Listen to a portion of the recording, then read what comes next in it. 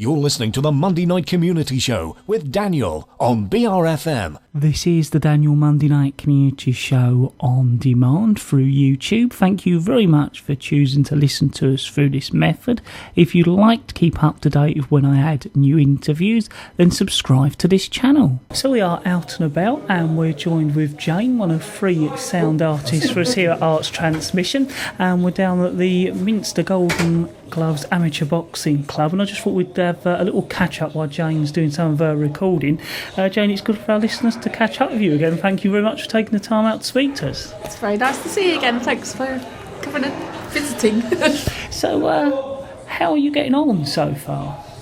Well, it's been more and more of the same. I've been visiting regularly and kind of seeing the difference in rhythms and focus on the kids' sessions and the adults. At the moment, we've got an adult session going on, which is a lot less background noise. They do like a bit of music. They're all doing, they're twisting their hips. So it's good to. So today I've brought a slightly more directional mic. I was going to ask you. Yeah. Just tell us about that. Sorry, yeah, got off on a tangent. But I brought a slightly more directional mic with me because I'm trying to capture some of the sounds more directly with less voices around them. So with the kids session, I think I've managed to get a bit of skipping sounds. They were doing sparring as well, which was pretty tough for them by the looks of it. So I've got some punches and some bag sounds and the chains that they're hung onto the gantry with. It's quite interesting, since I've been coming along the last few Wednesday evenings with you, how many different, I don't know if you call it like breath sounds when they're practicing. Yes, they're really fascinating, aren't they? The younger ones I've noticed over the weeks that I've been coming are getting more confident in making their breath sounds because I think they realise how important it is for them to make those sounds. The part, not just about the breathing apparently, it's also about when they do go in the ring and start to fight, it's about taking the punches and being able to breathe out when that happens, so they can keep going. But the older the group, the kind of teens and early 20s, they've all got quite individual sounds. So hopefully I'll be able to capture some of those. So this new mic you're using this evening, is that capturing things better or just in a different way, do you think?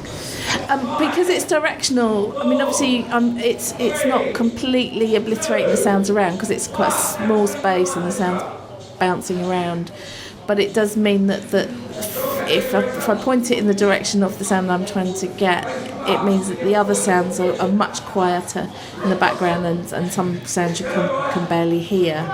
So for example, if there's parents and supporters standing in the back chatting, I won't capture their chatting, which is important because I don't want them to think I'm spying on their conversations.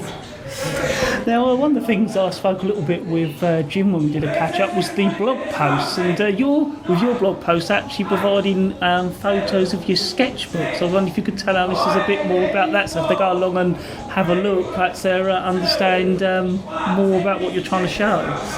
Yeah, so I rather than making too many recordings that I then can't use or have to go back and listen to them, I'm focusing on listening in very intently while I'm here, and I'm noting down a phonetic description of the sounds that I'm hearing. I'm trying to, it's almost like a map of the sounds that are happening in the room, which is quite difficult to do because obviously there are some sounds that happen really quickly and then they're gone and you're trying to remember them, and then there's other sounds that, so I'm trying to use the page as a frame, and so that the higher or softer sounds seem like they're floating to the top almost, so I write those along the top, and the lower sounds I write along the bottom, and then the stuff that's kind of happening in the middle or moving around a bit tend to be in the middle. I'm going to do another experiment. I've got some acetate, so hopefully I'll put a photo up on the blog when I've done one of those. I've got some sheets of clear acetate and some different coloured pens, and the idea is to notate, almost like when people start writing music and they would put the notes onto the 4 lines of the stave. I write down a phonetic description of the sounds that I'm hearing so that I can remember roughly what the sound was like.